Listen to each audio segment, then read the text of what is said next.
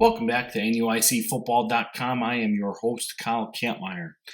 We start to get into week 6 now, but before we begin looking ahead, let's look back at week 5, where week 5 brought in the playoff picture. Most of the games were actually blowouts.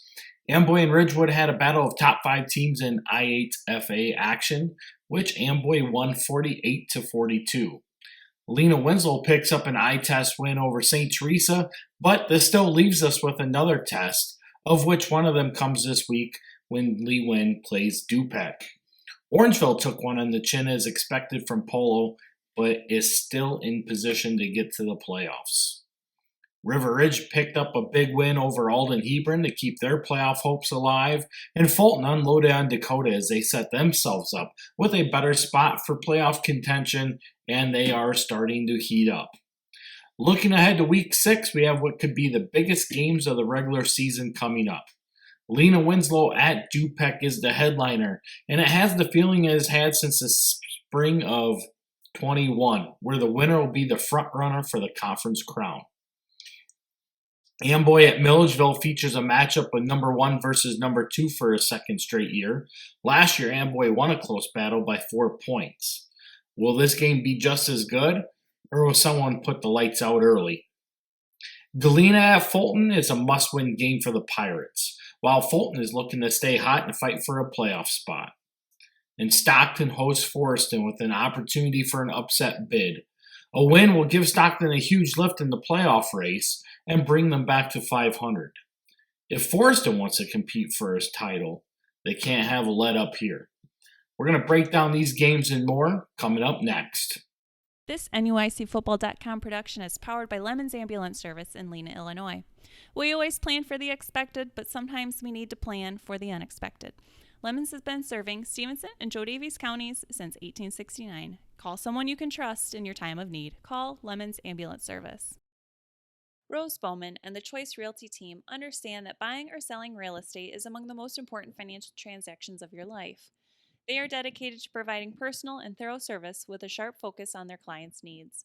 Their licensed staff looks forward to assisting you in any of the following areas: residential, condominiums, new construction, land, farms, commercial, investment, or leasing. Choice Realty is locally owned and operated with offices in Freeport, Galena, and the Galena territories. So when it's time to buy or sell, give Rose Bowman a call at 630-697-2480.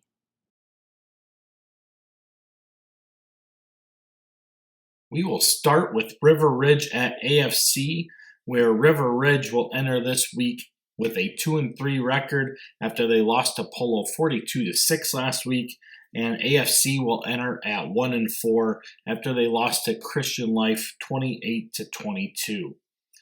These two teams did not meet last year, but it's a big game for the River Ridge as they can get back to 500 with a win and need to in order to stay in the playoff fold. River Ridge is going to enter this game with a 37-point favorite on them, and key players to watch in this one are going to be Seth Nicholas and Damon Dittmer on the offensive side of the ball. Defensively, you're looking at Ben Richmond, Seth Nicholas, Mason Smith, and Brian Appleby, as those 4 guys seem to be the leaders of the defense. What River Ridge needs to do is come into this game. They need to take care of business early. We've already watched AFC play Orangeville earlier this year, and it wasn't a close game. River Ridge needs to come in and put this game to close right away. If they can do that, get out of there healthy, get your subs in, move on, and see another day. But right now, River Ridge sitting at 2-3. A win gets them to 3-3, exactly where they need to be, with a great opportunity to set the tone for the next 3 weeks after this and look forward to a potential 6-3 record. The Wildcats are going to be a heavy favorite in this game, and they're my pick to win. Orangeville returns home as they will play host to Galva. Galva enters this week at 0-5 after they lost to West Central 56-6, while Orangeville enters at 2-3 after they beat Alden Hebron last week 53-36. This is the first time these two teams have met, and Orangeville needs to get a win in order to get themselves to 500 and keep their playoff hopes alive. They are going to enter as exponentially large favorites with a 57-point favorite in this game. For Orangeville, they need to rely on Blake Folgate to get the job done. Last week, he did just that against Alden Hebron. He rushed for 401 yards and 5 touchdowns, caught a pass for 15 yards and another touchdown. Guys like Cody Worth and Miklo Webb can also help expand on this offensive and defensive efforts and keep Orangeville running in direction for that win that they need in order to get to the playoffs. Looking ahead at their schedule, the toughest game they have left on slate is that against currently number 1 Amboy, which the Clippers are heavily favored in that game. But regardless, if Orangeville can take care of business against 3 of their next 4 opponents, as they are expected to, Orangeville will be back in the playoffs for the first time since 2021. Orangeville is my pick to win in this one. Unity Christian at Polo. Unity Christian is going to come in with an 0-5 record after they lost 62-34 to Metro East Lutheran last week, and Polo enters at 4-1 after they beat River Ridge 42-6. These two teams did not meet up last year. Polo enters this game as a 70-point favorite, which I doubt it will actually get that high. But Polo should continue to cruise in this one as they move to 5-1. Guys to watch out for Polo, Brock Solto had 79 yards and a touchdown last week. Dilo Fernandez had 118 yards and 2 touchdowns last week. Noah Dewey did a couple things as well. Expect these guys to continue to move forward in this game to provide the Marcos with a big lopsided win once again. Get in, get the job done early, get out, let the other guys get some playing time, and move forward into week number 7. Big win for Polo, looking ahead to week 7 here in week 6. Our 8-man game of the week is brought to you by Best Realty. Best Realty has been helping Northern Illinois tackle their real estate needs since 1990. Whether you're buying or selling, in the market for residential, commercial, or acreage, they'll help you get the best deal. Call the Best Realty team at 815-248-3408 or visit them online at bestrealtyproperties.com. Our Best Realty 8-man game of the week is going to be that between Amboy and Milledgeville. Both these teams come in perfect at 5-0 after Amboy beat Ridgewood 48-42, and Milledgeville took care of Hiawatha 74-34. Last year, Amboy won this game 40-36, and this is a big game between both teams as it features number 1 versus number 2 in the IAFA state rankings. Milledgeville put up a decisive win a few weeks ago against Polo. Amboy had its first statement win of the year in a big test with Ridgewood this past week. There's been a lot of hype placed around these two teams since the start of the year, and we're going to see what gets settled here this week. Amboy is going to enter this game as a 3-point favorite, but this game won't be decided by a field goal, folks. Neither team are looking to kick. They're going to score, and they're going to go for 2. Leading the way for Amboy is Landon Welchel. Last week he had 148 yards and 3 touchdowns. Quinn Leffelman pitched in with 102 yards and 2 touchdowns with another 56 yards receiving. Eddie Jones threw for 116 yards and a touchdown, and Brennan Bland had 39 yards with a touchdown.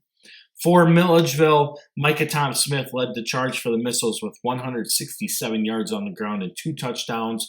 Connor Nye had 105 yards rushing and a touchdown, threw for 204 yards and 4 touchdowns. And Bryce McKenna came up with 131 yards receiving and 3 touchdowns, as both these teams are on fire. They have been all season long. This is going to be a big game in Milledgeville. The Missiles, of course, are going to go in there looking to ring the bell.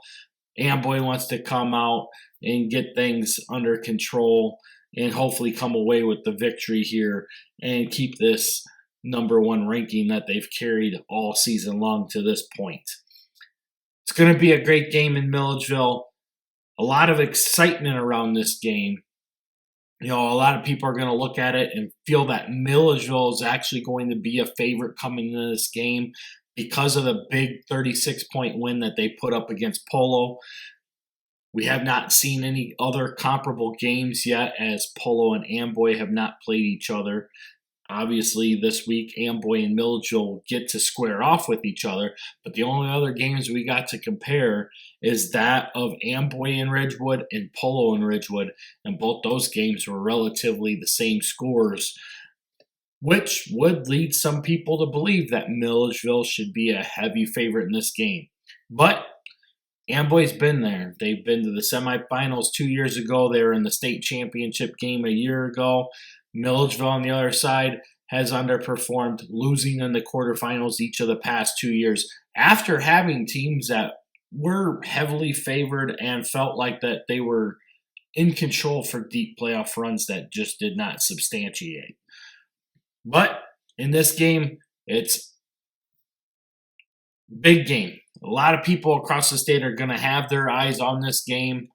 My pick to win in this game is Milledgeville in an upset. This portion of our broadcast is brought to you by Diedrich Epoxy Flooring. Serving northern Illinois and southern Wisconsin, Diedrich Epoxy is the source for all of your epoxy needs. Give Diedrich Epoxy Flooring a call today at 815-239-1158 for your free estimate.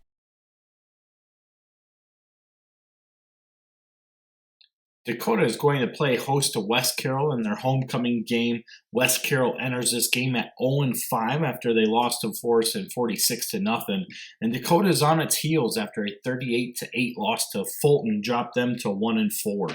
Last year, Dakota won this game in Week 8, 66-0. And West Carroll has not scored a point against NUIC competition yet this year. Can that change this week? Time will tell. Dakota is in desperation mode. They must win out from here in order to become playoff eligible. They do enter the easiest part of their schedule. However, that schedule really isn't that much easier when you got games like Stockton and Galena still coming up in front of you. With that said, Dakota is going to enter this game as a 34-point favorite. And really, there's not a whole lot to talk about. West Carroll has not done anything really since the week that they played Aurora Central Catholic. That's been their biggest offensive performance to date.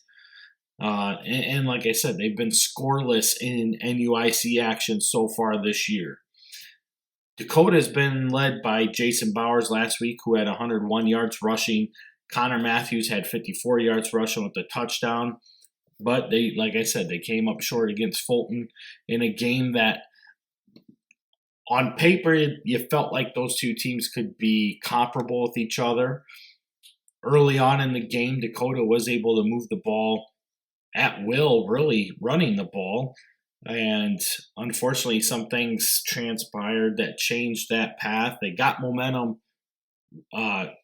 late in the first quarter just to give it right back to Fulton and could never get back on the saddle after that. But they got that chance now to move to 2-4 with a big game against West Carroll, and it should be a relatively easy win for the Indians.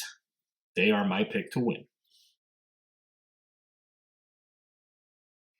Stockton enters Week 6 at 2-3 after they beat EPC last week 35-8, and they are going to host the Forreston Cardinals, who enter at 5-0 after they beat West Carroll 46-0. Last year, Forreston won this matchup 44-14 in Week 1, and this is a big game for both teams. For Forreston, they'll definitely clinch a playoff spot with a win. For Stockton, they can earn a big upset win and set themselves up with a better position for a playoff spot and move to 500 with a win. This game has a lot of people thinking that Stockton can put an upset on this game. Forreston is going to enter this game as an 8-point favorite. With that said, last week, Caleb Sanders had 62 yards rushing with a touchdown. Ethan Mulder had 63 yards and a touchdown, and Brady Gill threw for 65 yards and a touchdown to help Forreston to that big lopsided win over West Carroll. For Stockton, they were led by Carroll Hubb, who had 130 yards rushing and 2 touchdowns, and Tanner Guile pitched in with 87 yards on the ground and 3 touchdowns. This is going to be an interesting game. Forreston clearly is going to want to run their offense, the double wing offense. Stockton's going to mix it up. They're going to run the ball. They're going to pass the ball. And in this game, I feel that Stockton is more prepared for what Forreston's going to do than necessarily what Forreston is with what Stockton's going to do. And a lot of that is simply put that Forreston hasn't seen Stockton in this type of an offense for quite a while.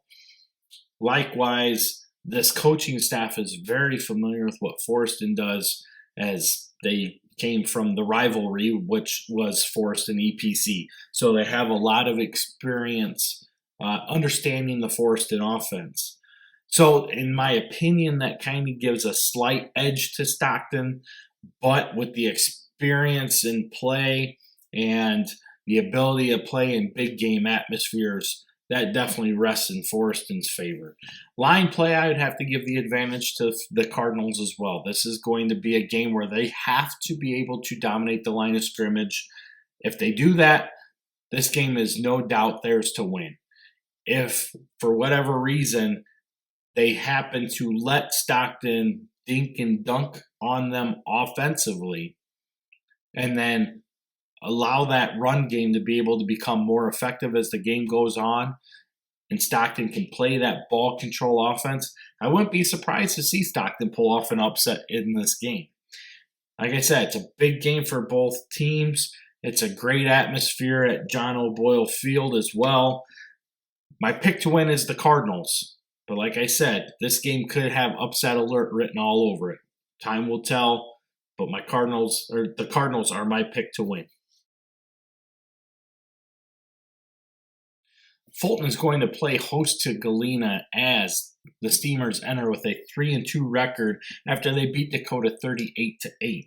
Galena enters with a 2-3 mark, and they're on their heels after losing to Du-Pec 62-14 last week. Last year, these two teams met up in Week 1, where Fulton was the winner 31-12. Galena is not eliminated from the playoff contention just yet, but they are in desperation mode, as a loss here would require an upset of Lena Winslow to make the playoffs, which many people don't see that happening. Fulton is getting hot at the right time. Will it hold is the only question. They have some tough games coming up that they are favored in, but they have to put the finishing touches on these games in order for them to see everything through to that playoff expectation. Fulton is going to enter this game as an 18-point favorite. Some players to watch out for Galena are Roman Romer. Last week, he threw for 67 yards and 2 touchdowns, had 30 yards rushing. The rushing game for Galena has been a little lackluster of late. I know that Jack Reese was, from what I understand, was injured, has come back from that. Miles Schumacher, with those two together, can create an advantage for the Pirates offensively. But when it's just one of them back there, it becomes kind of one-dimensional, so to speak. With that said, Galena has to be able to have everybody going in this game, and they have to be able to find a way to get the ball downfield, whether it be through the air, on the run, but they have to have a little bit more consistency in their offense for them to find success. On the other side of the ball for Fulton, Dom Kramer has taken off with the Steamer offense here in recent weeks, and it's really shown as but since then, they put up a big win against Stockton, a big win against Dakota, and now they have Galena, which is, like I said, they're hurting right now, and it's a great opportunity for Fulton to come in and put their foot on their throat and not let them back up. Leading the way for them last week was Balin Damoff, as he had 74 yards receiving, and 9 yards rushing, and he had an 81-yard kickoff return and scored 3 touchdowns on the night in that big win over Dakota. But like I said, Dom Kramer's been very good at facilitating this offense. The downward side of Fulton is still that line play, though, as they have not done a good enough job to open up the running lane so that they can get guys like Skylar Crooks and A.J. Boardman and Jimmy Crimmins out into open field. Last week, you saw a little bit more of that as they were able to break off some good-sized runs. They need more of that, though, moving forward in order to be a true presence for the playoffs and a potential playoff run coming up. This game, like I said, is Fulton's favorite by 3 touchdowns. This game could be closer than that, though. It depends on what Galena does. I really feel that while Fulton has the advantage in this game, all eyes should be on Galena in this game, because if they can pull off this upset, not only does it get them back at 500, but it kind of changes what we expect out of the landscape as we head into the final 3 weeks of the regular season. And that could propel Galena into a potential playoff spot. Right now, Stockton is the favorite in that one, and Galena and Stockton still have to play. So that there's going to be some games coming up. Galena also has to play Dakota, but they have to get this one from Fulton. Otherwise, like I said, it's going to require them to beat Leamon Winslow and make the playoffs, and I don't see that one happening. Anyway, Fulton is my pick to win, but would not be surprised if this is a close game. EPC is going to travel into Aurora to play Aurora Central Catholic.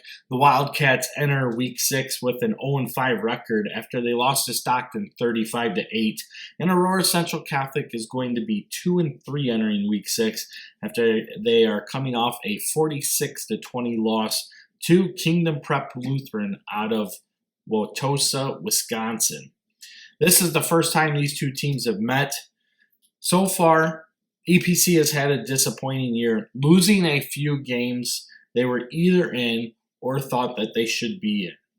On the other side of the ball, Aurora Central Catholic beat West Carroll 3 weeks ago, but they did allow 20 points to the Thunder in what was their best offensive performance to date. EPC is going to enter this game as a 28-point favorite, and at this point in the season, being at 0-5, it's one of those things where you have to battle mental toughness. Because what can happen right now is you can have a snowball effect and you can make a disappointing season even worse if you don't put forward more effort. Right now, EPC is in a great position to continue to play spoiler.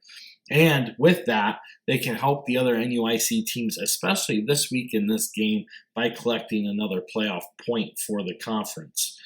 But if I'm EPC, I want to continue to build for what we can finish out for this season and start to build for what we have coming back for next year, which is a lot of guys that are still returning for another go at this. You got to keep it positive. You got to keep building on what you're doing. You can't go back and change what's happened, and it's unfortunate because we really felt that EPC could be a team competing for a potential playoff spot. They have shown that among different games this year, just haven't been on the good side of the scoreboard for that to happen. But this week, they're going to get in the win column. They are going to beat Aurora Central Catholic to move to 1-5. Our 11-man game of the week is brought to you by Best Realty. Best Realty has been helping Northern Illinois tackle their real estate needs since 1990. Whether you're buying or selling, in the market for residential, commercial, or acreage, they'll help you get the best deal. Call the Best Realty team at 815-248-3408 or visit them online at bestrealtyproperties.com. Our Best Realty game of the week in 11-man takes us to Pecatonica, where Du-Pec is going to play host to Leamon Winslow in what could be the conference game of the year. Both these teams enter with 5-0 records after Leamon Winslow beat last year's 2A state champ St. Teresa 48-0, and Du-Pec took down Galena 62-14. Last year, these two teams tangoed in Week 7, where Lena Winslow came out the winner 44-18 in a relatively uncontested game. This has been the game that everyone has been waiting for. We have not seen any of the top 3 teams play each other. Lena Winslow and Du-Pec were the pick to be competing for the conference title at the beginning of the season, and now we're here in Week 6 with this first competition. It's also an eye test for Lena Winslow, as they are the favorite to get to Bloomington. Du-Pec has to play Bloomington Central Catholic. We got one test out of the way already. Lena Winslow beat St. Teresa by a bigger score than what Althoff Catholic beat St. Teresa by. However, both those games collectively seem to be about equal when you break them down. This game here, though, is even more important because you have the potential conference title on the line here. But with that, right now, Du-Pec is a favorite over Althoff as well. So if we can see Lena Winslow beat Du-Pec and Du-Pec retain that favorite over Althoff in Week 9, and then they go down to Bloomington and beat Althoff, we'll get a lot of answers as we move forward into the playoff breakdown on October 21st. With that, Du-Pec has its first test of the year as they host the defending state champs in Lena Winslow. And it's their homecoming, so there's going to be a lot of excitement around this game. This is going to have a playoff atmosphere and a big crowd. Lena Winslow is going to enter this game as a 13-point favorite. But when I ran projections, it came out with Lena Winslow as a 3-point winner. Now, this game is not going to be decided by 3 points. This game is going to be decided by 2 or more points, but definitely won't be 3. It's going to be a great game. For Lena Winslow, we've seen the rise of Coburn Lynch. Last week, he rushed for 74 yards and 2 touchdowns. He had a 40-yard interception return for a touchdown. We've seen Alex Schlichting begin to get a little bit more carries. Not enough, but he did have 4 carries last week. And all he did was take it for 126 yards and a touchdown on the ground. Teams are starting to line up on Gage Dunker and focus on him. I expect the same on Du-Pec to put more of their focus on stopping Dunker. And he still ran for 90 yards and a touchdown last week. This just proves how pivotal Lena Winslow is in this rushing attack. You shut one down, you got to be able to account for the others.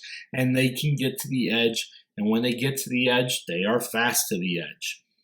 On the other side of the ball, Cooper Hoffman easily putting up all-state numbers, tearing down records left and right, at least what he's on pace for anyway.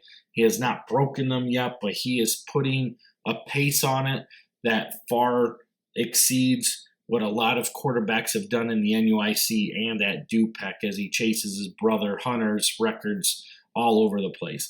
Last week, Cooper threw for 214 yards and 2 touchdowns. He ran for another 109 yards and 3 touchdowns. Max Milbrath pitched in with 45 yards receiving and a touchdown. We saw the return of Jackson Diedrich, who is back, hopefully to full strength after being sidelined here a couple weeks, or at least being taken easy on after an injury back in week 2. He had 50 yards receiving. And then Jalen Nowd added 58 yards rushing and 2 touchdowns as well. Du-Pec's going to be explosive. Where this game's going to have a lot of eyes on it is on the offensive and defensive lines. And right now, the early advantage definitely favors Lena Winslow in that ballpark.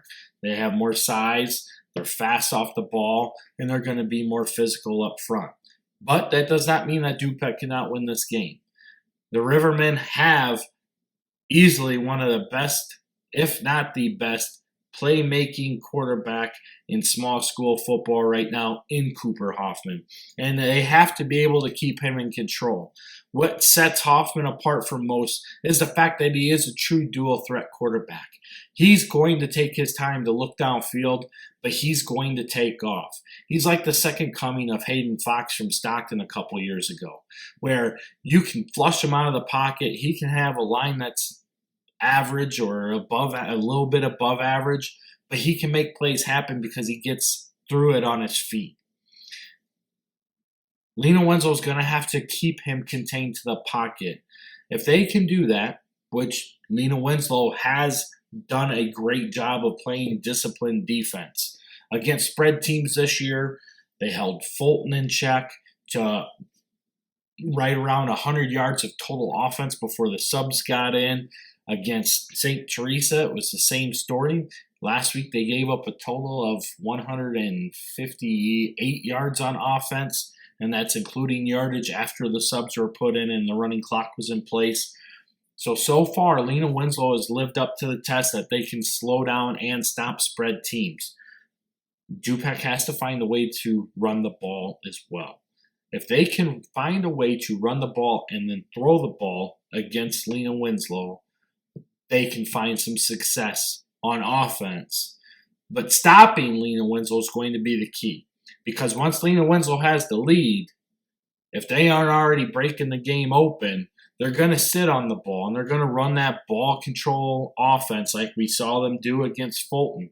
There was nothing flashy in that game. They didn't even attempt to pass against Fulton. All they did was run the ball, run the ball, run the ball. And the same thing last week with St. Teresa. It's all they did. Run, run, run, run, eat clock, chew clock, and beat you off the ball. A lot of excitement here. You got people saying that Du-Pec is going to give Leamon Winslow everything they got, which I hope they do. That would be great. But Leamon Winslow is ready to go. This team is very focused. There are some things that they probably need to continue to improve on. They do need to find a little bit of a passing game. You never know when you might need that. But so far, all is good when all they've been able to do is create hole after hole, run after run, and they've been able to utilize different guys in the backfield to help them move the ball.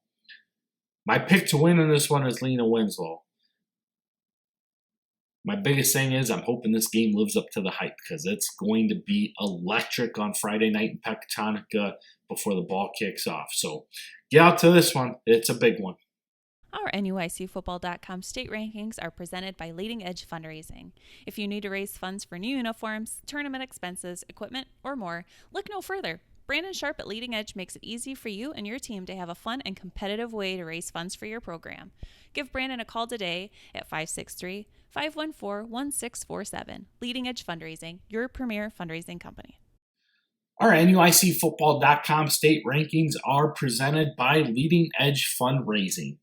We are going to take a look from 8-man to Class 3A, and we're going to start in that 8-man division with our state rankings as we head into Week 6. Retaining that number 1 spot is Amboy as they improve to 5-0, and this week they get to play number 2 Milledgeville, who also enters at 5-0. Moving back up to the 3 spot are the Marcos of Polo as they are 4-1, and St. Thomas More sits at number 4 as they improve to 5-0. Dropping down to number 5 are the Ridgewood Spartans as they fall to 3-2. And coming in at number 6 are the Sobos of South Beloit as they improve to 5-0. Number 7 is Martinsville as the Blue Streaks are 4-1. That one blemish coming to Amboy a few weeks ago. And at number 8 is South Fork as they improve to 4-1. Their lone blemish coming to number 4 St. Thomas More also a couple weeks ago. At number 9 is West Prairie as they drop a couple spots after their loss last week, moves them to 4-1. And at number 10 is Milford Cisna Park as they improve to 3-2. Other teams receiving votes, it's a short list this week as Flanagan Cornell Woodland improves to 3-2, and Bushnell Prairie City moves to 4-1. In Class 1A, number 1 goes to Lena Winslow as they improve to 5-0. Number 2 is Morrison, also at 5-0. Coming in at number 3 are the Forreston Cardinals at 5-0. And at number 4 is Althoff Catholic at 4-1. At number 5 is Camp Point Central as they are 5-0. And at number 6 is Greenfield Northwestern as they improve to 5-0. Moving up to number 7 are the Eagles of Hope Academy as they are 4-1. And coming in at number 8 are the Comets of Newman Central Catholic as they are also 4-1. Number 9 is Fulton at 3-2. And rounding out the top 10 is Aurora Christian at 4-1. Other teams to receive votes are Stark County at 5-0. Gibson City Melvin Sibley at 4-1. KC Westfield at 5-0. And Leroy at 5-0. In Class 2A, number 1 still remains with Moreau Forsyth as they are 5-0. At number 2, Bloomington Central Catholic makes their way up to that spot as they improve to 5-0. At number 3 are the Fighting Irish of Seneca at 5-0. And at number 4, last year's runner-up Tri-Valley is 5-0. Number 5 is Athens as they drop a couple spots after their loss to Williamsville, drops them to 4-1. And number 6 is Knoxville at 5-0.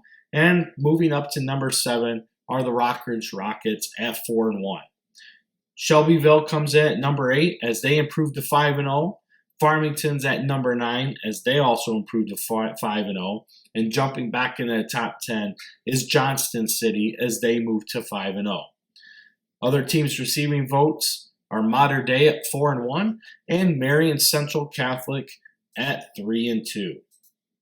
In Class 3A, it's been a battle up top with Byron still remaining at number 1 at 5-0, followed by Montini Catholic at number 2 at 5-0. Princeton moves back to the 3 spot at 4-1. St. Joe Ogden is at number 4 at 4-1. And Wilmington moves back in the top 5 as they improve to 4-1. At number 6 are the Rivermen at Du-Pec as they are 5-0. And at number 7 is Williamsville at 4-1. Number 8 is Olympia at 4-1. And number 9 are the Roxana Shells at 5-0. And coming back in the top 10 is Tolono Unity as the Rockets move to 3-2. Other teams receiving votes are DuQuoin at 5-0. Chicago Phillips at 3-2, Stillman Valley at 3-2, and the Mount Carmel Golden Aces at 4-1. So that gives you a look at our NUICfootball.com state rankings as we move into Week 6. Our NUICfootball.com Players of the Week is sponsored by our friends at Benchwarmers. Each winner receives an extra large pizza and a dozen boneless wings. Just stop in to claim your prize. Located in Freeport at 2143 West Galena Avenue, Benchwarmers is a great place to gather with friends to watch the big game. For American pub food and fun at its finest, check out Benchwarmers. And make sure you try the cheese curds.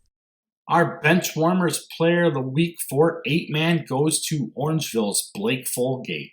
Last week, Folgate ran 31 times for 401 yards and 5 touchdowns, caught a pass for another 15 yards and a touchdown, and recorded 5 tackles as they beat Alden Hebron 53-36 to help improve their record to 2-3 and keep their playoff hopes alive.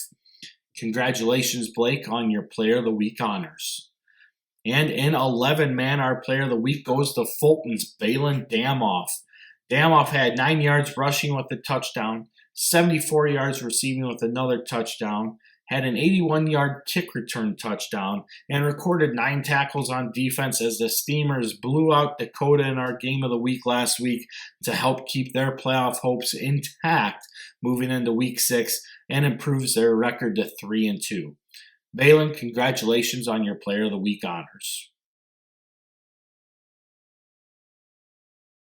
That gives you a look at what we have to look forward to here in Week 6. A couple big games on docket as we have Forreston and Stockton taking each other on, Galena and Fulton squaring off, and then the big matchups in our Game of the Week with Milledgeville and Amboy and Lena Winslow and Du-Pec that will really set a lot of things in motion for the next 4 weeks.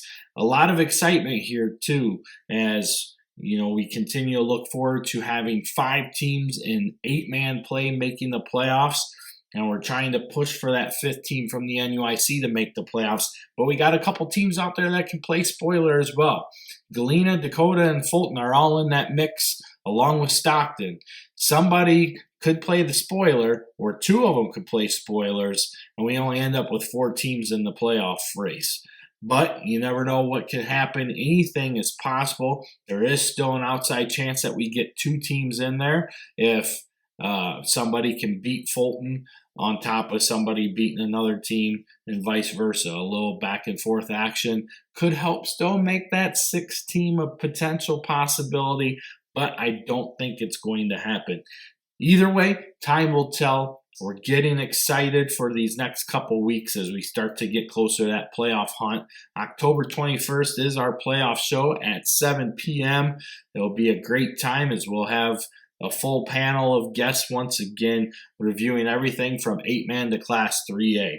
So get out to the games, root for your teams, and as always, root for the NUIC.